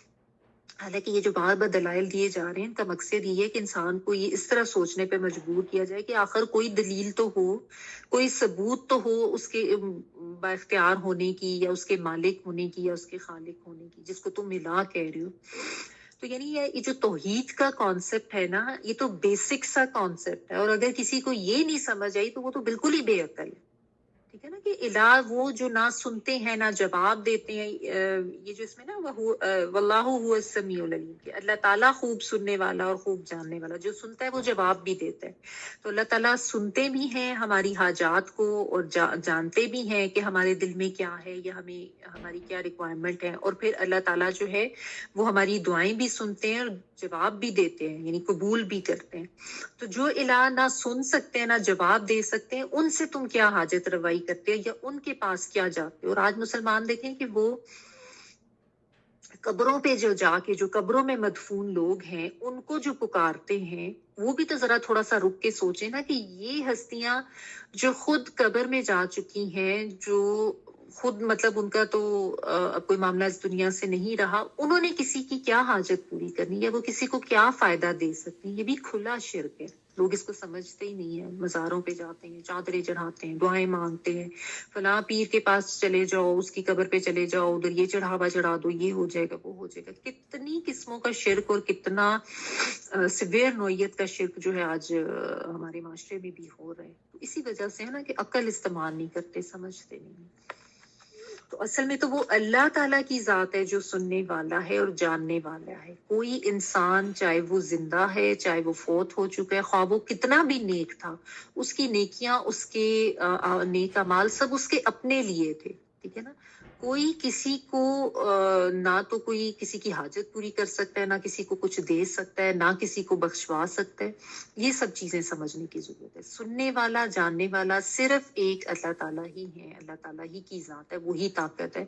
तो जिसको भी कोई हाजत है, जिसने भी कोई दुआ मांगी है, सिर्फ अल्लाह ताला से मांगे, कहीं जाने की जरूरत नहीं। अपने घर में बस पढ़े नमाज नफल और अल्लाह ताला से दुआएं मांगे।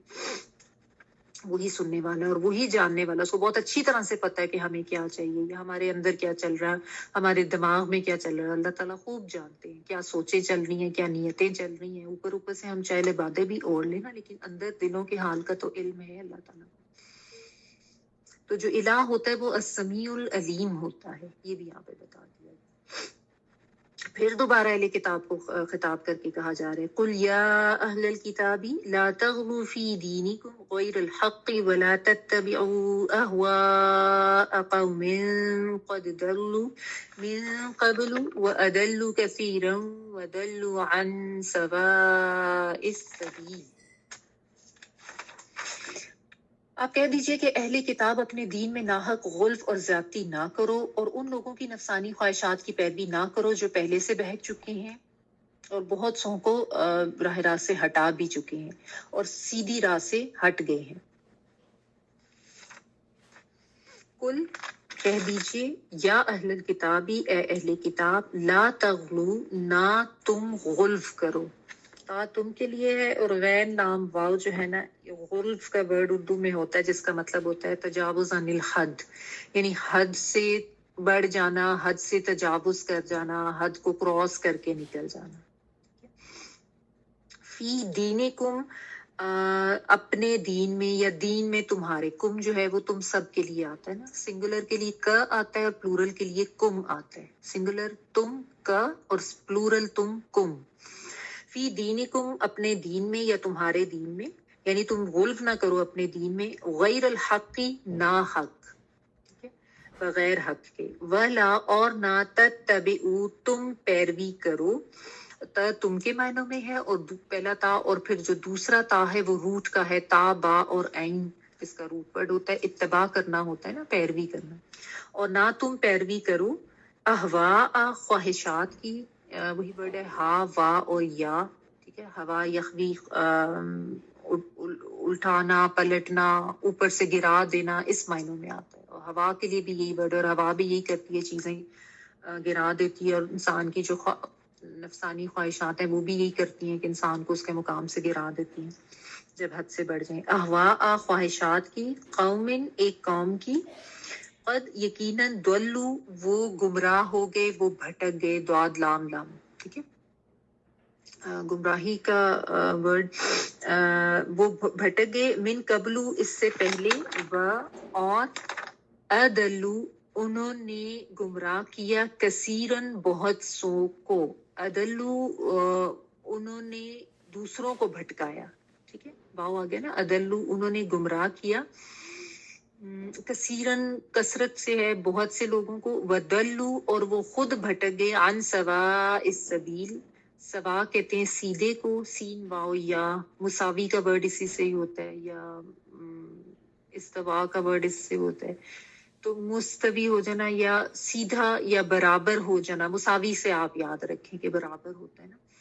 तो सवा इस सबील, सबील कहते हैं रास्ते को, अन सवाए सबील, सीधे रास्ते से, यानी वदल्लू अन सवाए सबील, वो सीधे रास्ते से भटक गए। اچھا، پھر یہی بات کہی جا رہی ہے نبی صلی اللہ علیہ وسلم کو مخاطب کر کے کہ ان کو بتا دیں کہ سارے اب ان کا جو دین کا کچا چٹھا اور جو کھول دیا اللہ تعالیٰ نے، جو ان کی یعنی غلط کانسیپٹ ہے، پھر سے اللہ تعالیٰ نے بتا دیا کہ اصل میں تو یہ غلف کرنا ہے دین میں. ٹھیک ہے، اور یہ غلف کے بارے میں آپ پہلے بھی ڈیٹیل میں پڑھ چکے ہیں کہ دین میں غلف کرنا کیا ہوتا ہے. جیسا میں نے آپ کو بتایا نا کہ غلف کا مطلب ہوتا ہے تجاوز عن الحد، حد سے تجاوز کر جانا. تو دین میں غلف کرنا یہ ہوتا ہے کہ دین میں جو اعتقادات، جو یعنی جو اعتقاد یا جو عقائد یا جو عمل کے لیے حدود مقرر کی گئی ہیں نا، ان سے تجاوز کر جانا، ان سے بڑھ جانا. اور یہ چیز جو ہے انسان کو بہت زیادہ گمراہی کی طرف لے جاتا ہے. اور غلط جو ہے وہ افراط میں بھی ہو سکتا ہے، تفریط میں بھی ہو سکتا ہے. یعنی کسی کی محبت میں یا تعظیم میں بہت زیادہ آگے نکل جانا، وہ بھی غلط ہو جاتا ہے. اور کسی کی تعظیم یا محبت کو بالکل ہی کم کر دینا کہ بالکل نہ کرنا، وہ بھی غلط کے معنوں میں آتا ہے. یعنی اس کو آپ ایسے سمجھ لیں کہ نصارہ جو ہیں انہوں نے اس طریقے کا غلف کیا کہ وہ محبت اور تعظیم میں اتنا آگے بڑھ گئے کہ انہوں نے عیسیٰ کو خدا بنا لیا. یہود جو ہیں انہوں نے اتنی تعظیم کم کر دی کہ وہ ان کی جان کے در پہ ہو گئے، ان کو نبی بھی نہ مانا. حضرت عیسیٰ علیہ السلام کو یہود تو نہیں مانتے کہ وہ نبی تھے، ان کے جان کے در پہ تھے. یہ بھی غلف ہی ہے. تو افراط و تفریط دونوں چیزیں جو ہیں وہ غلف میں ہی آتی ہیں. اللہ تعالیٰ کے دین میں ہر چیز کی حدود مقرر کی گئی ہیں. ہمارا دین تو ایک بہت زیادہ بیلنس دین ہے نا، بہت زیادہ چیزیں اس میں جو ہے وہ بیلنس طریقے سے بتائی گئی، سمجھائی گئی ہیں. اور اس بیلنس کو ہی جب قائم رکھا جاتا ہے تو انسان حدود کے اندر رہتا ہے. وہ بیلنس جب خراب ہوتا ہے تو پھر انسان جو ہے وہ حدود توڑ دیتا ہے. ٹھیک ہے، تو یہ چیز غلف کے بارے میں سمجھ لیں کہ ٹھیک ہے انبیاء کا احترام یا اگر کوئی دینی علماء بھی ہیں ان کا احترام اپنی جگہ ہے، لیکن حدود کا خیال رکھنا بہت لازم و ملزوم ہے، ضروری ہے. یعنی یہ نہ ہو کہ کسی عالم سے اتنی محبت ہو جائے کہ انسان اس کی غلطیوں کو بھی جسٹیفائی کرنا شروع کر دے، یا کہہ دے کہ چلو ٹھیک ہے یہ جو بھی کر رہا ہے سب جائز ہے. ایسا نہیں ہے. اور یہ جو دین میں غلو ہوتا ہے نا، یہ بہت ہی خطرناک ہوتا ہے کیونکہ اس سے شرک کا دروازہ کھلتا ہے. جب یہ بڑھا لیا جاتا ہے نا، یعنی بہت زیادہ تعظیم یا محبت اتنی جس طرح کہ انہوں نے کیا نصارہ نے، یا جس طرح آج ہمارے یہاں نبی صلی اللہ علیہ وسلم کی محبت میں غلف کرتے ہیں لوگ، اور بہت زیادہ غلط باتیں کرتے ہیں، آپ سے منسوخ کر لی جاتی ہیں. تو اسی طرح اگر کوئی کسی نبی کی تکریم ہی نہیں کرتا، عزت ہی نہیں کرتا، جس طرح یہود و نصارہ دونوں نے نبی صلی اللہ علیہ وسلم کو نبی نہ مانا، ان کا انکار کیا اور آج تک اسی پہ ہیں، تو وہ بھی غلط میں آ جائے. اور یہ جو دین میں غلط جو ہے نا، یہ بہت گمراہی کا باعث بنتا ہے. انسان یا تو انسان کو شرک کی طرف لے جاتا ہے، یا پھر اس کو ایسے ڈینائل میں اور ایسے انکار میں لے کے جاتا ہے کہ انسان بالکل جو ہے وہ دوسری ہی طرف چل جاتا ہے، دوسری ایکسٹریم پہ چلا جاتا ہے. تو یہ یاد رکھیں غلط جو ہے نا وہ نیک کام میں بھی ہو سکتا ہے، اور اگر وہ نیک کام میں بھی کیا جائے تو بھی غلط ہے. یعنی جس طرح ایک دفعہ نبی صلی اللہ علیہ وسلم نے 3 لوگوں کو کہتے ہوئے سنا. ایک نے کہا کہ یعنی بہت زیادہ وہ متقی اور پرہیزگار بننا چاہ رہے، تو ایک نے کہا کہ میں ساری زندگی شادی نہیں کروں گا. دوسرے نے کہا کہ میں ساری زندگی ہر روز روزہ رکھوں گا. اور تیسرے نے کہا کہ میں ہر روز پوری رات عبادت کروں گا، سویا نہیں کروں گا. تو نبی صلی اللہ علیہ وسلم کو جب یہ پتا چلا تو آپ صلی اللہ علیہ وسلم نے کو کہا کہ یہ تم کس طرح کی باتیں کر رہے ہو، کہ میں اللہ کا نبی ہوں، میں شادیاں بھی میں نے کی ہیں، اور میں روزے رکھتا بھی ہوں، چھوڑتا بھی ہوں، میں رات کو عبادت کرتا بھی ہوں اور سوتا بھی ہوں. یعنی کہنے کا مطلب یہ کہ اللہ کا جو نبی ہے اگر وہ اس قسم کے کام نہیں کر رہا تو تم لوگ یہ کیسے سمجھ سکتے ہو کہ اس قسم کا کام کر کے کیا تم زیادہ آگے نکل جاؤ گے. اللہ تعالیٰ نے نبی کو بھیجا اس لیے تھا نا، تاکہ جو حدود ہیں وہ سب بتا دی جائیں، اور انسانوں کو یہ بتا دیا جائے کہ یہ سارے جائز کام کرنے ہیں، کیے جا سکتے ہیں. ان سے خود کو روکنا کوئی تقویٰ کا اظہار نہیں ہے کہ اگر کوئی یہ عہد کر لیتا کہ جی میں تو نکاح نہیں کرتا، یہ شادی نہیں کروں گا. جیسے عیسائیت میں رہبانیت کا کانسیپٹ ہے، وہ بھی غلو بھی ہے ایک طرح سے، کہ وہ بھی جو ہے ایک ایکسٹریم کی طرف نکل گئے ہیں کہ بس ساری دنیا کو چھوڑ دو اور سب سے کٹ آف ہو کے بیٹھ جاؤ.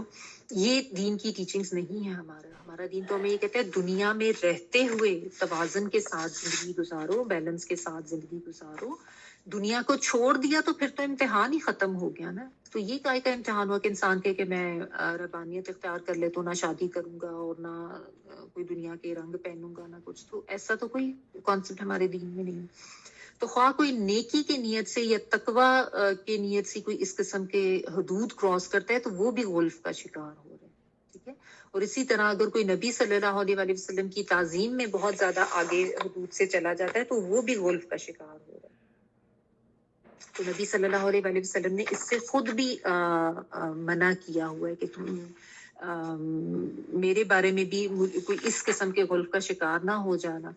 میں تو اللہ کا بھیجا ہوا رسول ہوں، میں اللہ کا بھیجا ہوا بندہ ہوں. ٹھیک ہے. تو آپ صلی اللہ علیہ وسلم خود بھی اپنے بارے میں یہی بتاتے تھے. اور پھر یہ بھی غلف ہو جاتا ہے کہ انسان علماء کو حرام حلال کا اختیار دیتے، جیسے کہ یہ اہل کتاب نے کیا ہوا تھا نا. جو ان کے علماء ان کو بتاتے تھے وہ اسی کو حرف آخر مان لیتے تھے کہ بس انہی کو پتہ ہے کہ صحیح چیز کیا ہے. جو یہ حرام کہہ رہے ہیں وہ حرام ہے، جو یہ حلال کہہ رہے ہیں وہ حلال ہے. اور ان کے علماء نے جو ہے وہ دین کو کاروبار بنایا ہوا تھا. وہ پیسے لے لے کے فتوے دیتے تھے، غلط چیزیں لوگوں کو بتاتے تھے. یہ بھی غلف ہے، یہ بھی شرک میں آ جاتا ہے کہ علماء کو رب بنا لینا، کہ جو انہوں نے حرام کہہ دیا، جو حلال کر دیا اس کو مان لیا. ٹھیک ہے. تو جو کسی کا رتبہ ہے تعظیم کی حد تک ایک نارمل وہ ٹھیک ہے، لیکن اس سے بہت زیادہ آگے بڑھ جانا وہ غلف کے زمرے میں آ جاتا ہے. اور اس میں پھر انسان جب جاتا ہے تو انسان بہت زیادہ گمراہی کا شکار ہو جاتا ہے. تو یہ یہاں پہ ان کو سمجھا دیا گیا سوری کہ اے اہل کتاب تم دین میں غلف نہ کرو نہ حق. اس سے مراد یہ نہیں ہے کہ حق کے ساتھ غلف جو ہے وہ جائز ہو جائے گا. غلف ایکچولی ہوتا ہی نہ حق ہے. جو چیز حق ہوتی ہے نا وہ حدود کے اندر ہی ہوتی ہے. جو ناحق چیز ہوتی ہے وہ انسان جب حدود کو کراس کرتا ہے نا اس وقت پھر وہ غلف میں جاتا ہے اور اس وقت وہ گمراہی میں جاتا ہے. ٹھیک ہے. تو جو غلف ہے وہ ہے ہی ایک ناحق چیز ہے، ایک بغیر حق کے کہیں بھی ایک غلط بات ہو جاتی ہے، ایک جھوٹی بات ہو جاتی ہے نا. اگر کوئی کسی انسان کو الہ قرار دیتا ہے تو وہ حق بات سچی بات تو نہیں ہے، وہ تو جھوٹ ہے بہت بڑا، وہ تو شرک ہے بہت بڑا. اسی طرح اگر کوئی کسی بھی طرح سے کسی نیکی میں بہت زیادہ آگے جانے کی کوشش کرتا ہے جس کی تعلیم نہیں کی ہے نبی صلی اللہ علیہ وسلم نے، تو وہ بھی ایک غلط بات کر رہا ہے، وہ بھی حق سے ہٹنے والی بات ہے. تو اس لیے غیر الحق کا یہاں پہ کہا گیا. اور کہنے کا مطلب یہ کہ حق بات کرو، اور حق بات یہی ہے کہ عیسیٰ علیہ السلام جو ہے وہ اللہ کے بندے تھے، اللہ کے رسول تھے.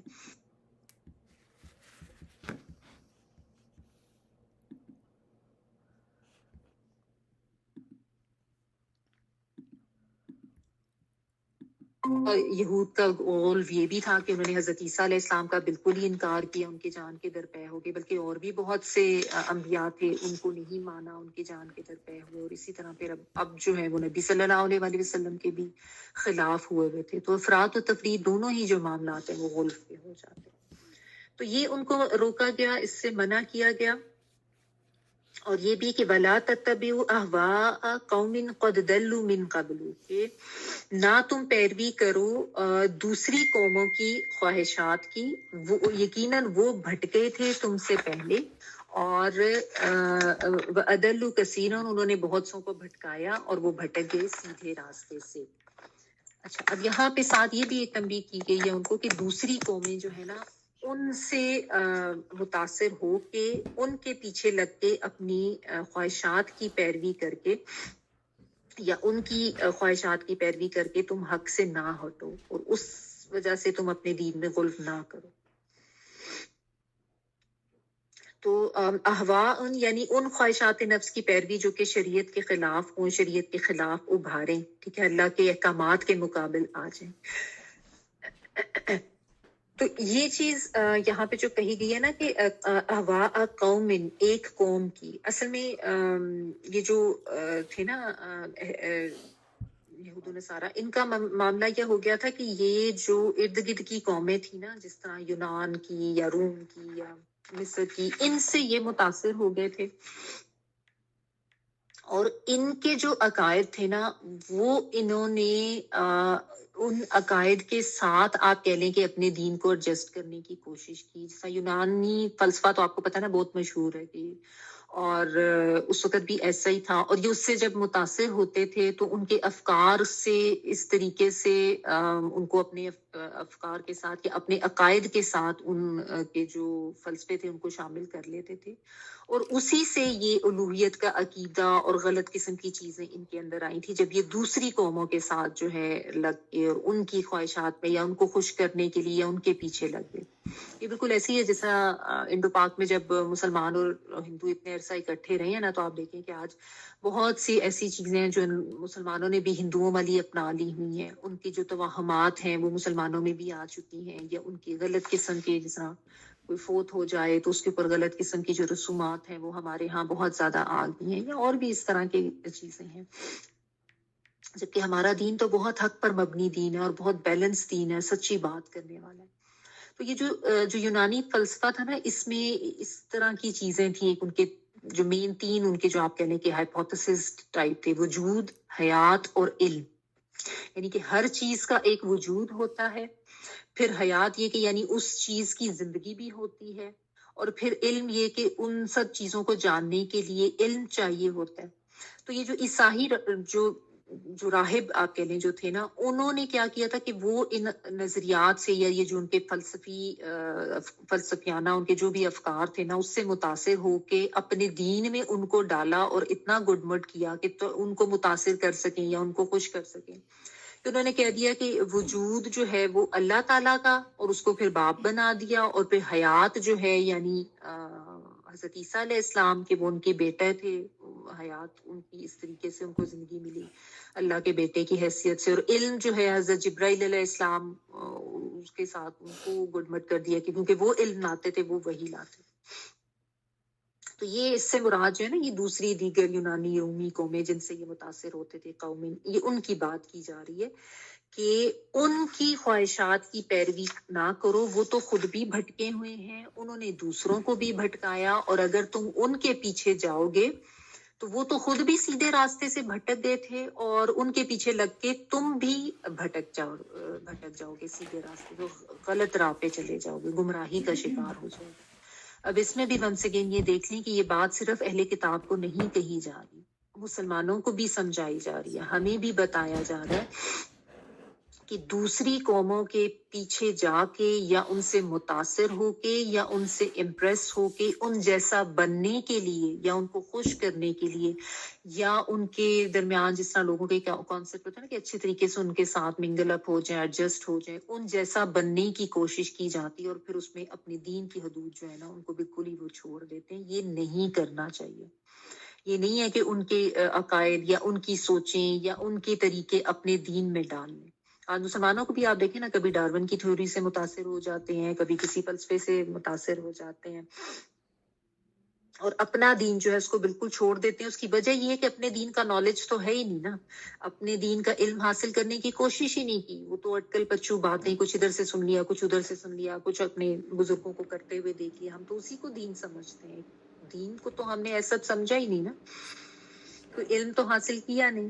تو اس لیے آپ دیکھیں مسلمانوں کو بھی یہ پرابلم ہے کہ وہ دوسری قوموں سے متاثر ہو جاتے ہیں، کیونکہ اپنے اندر کانفیڈنٹ نہیں ہے نا، اور اپنے دین کی اہمیت کا احساس ہی نہیں ہے. حالانکہ اسلام کا تو اپنا ایک پورا وجود ہے، ایک اینٹیٹی ہے، ایک مکمل دین ہے ہمارا جو ہے.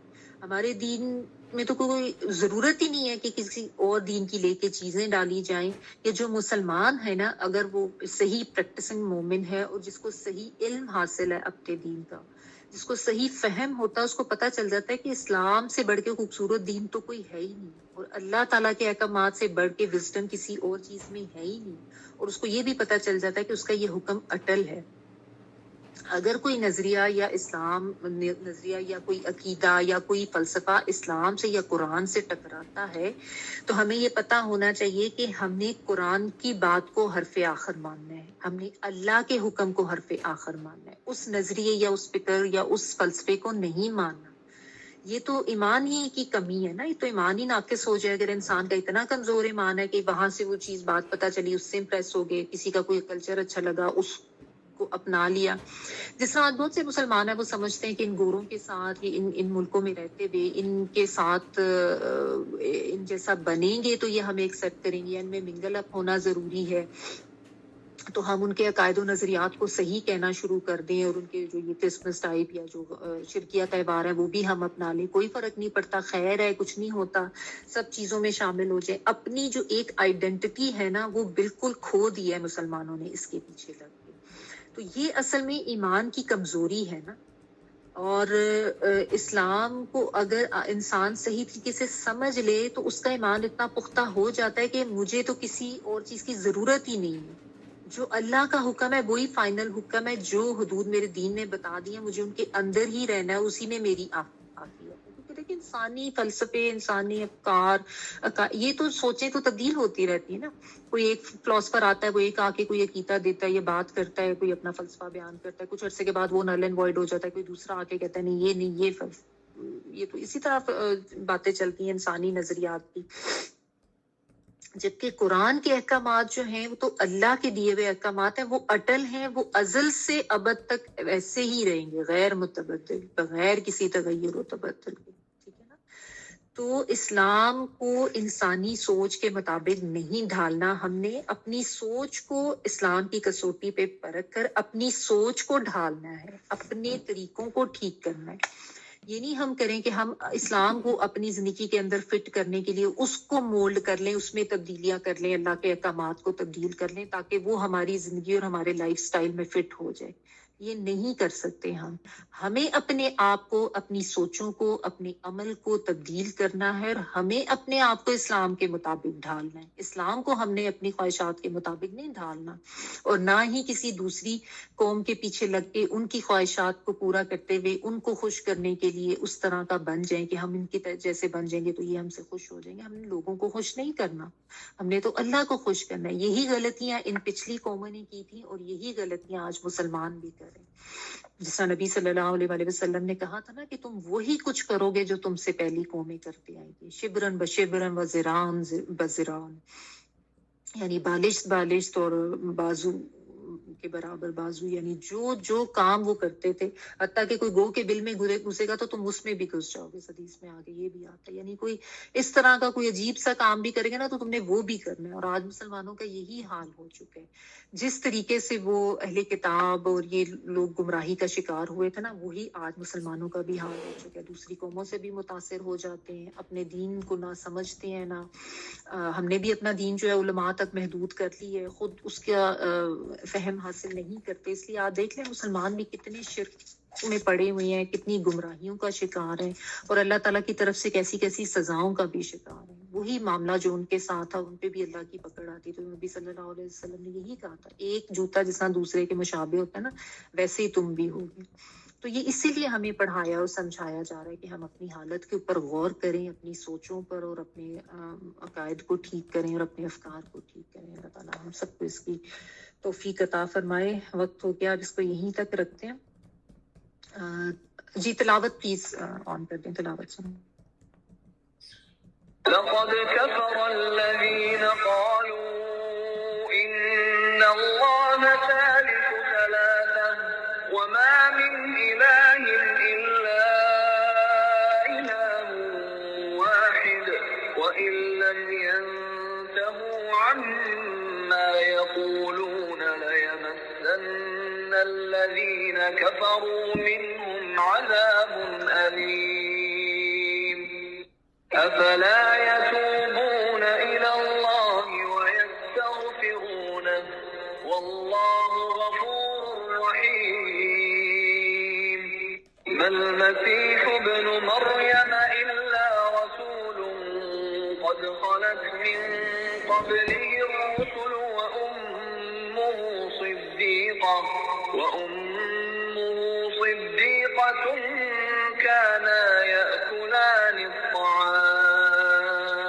انظر كيف نبين لهم الآيات ثم انظر أنا يؤفكون. قل أتعبدون من دون الله ما لا يملك لكم ضرا ولا نفعا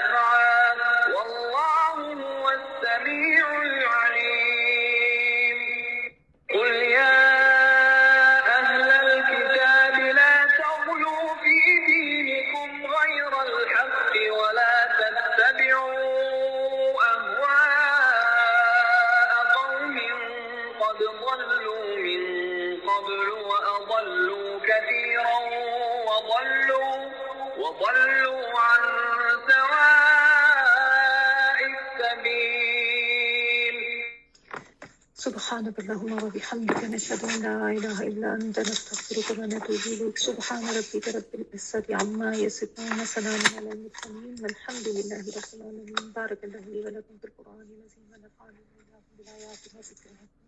آخر دعوانا الحمد لله. دعا کر لیجیے.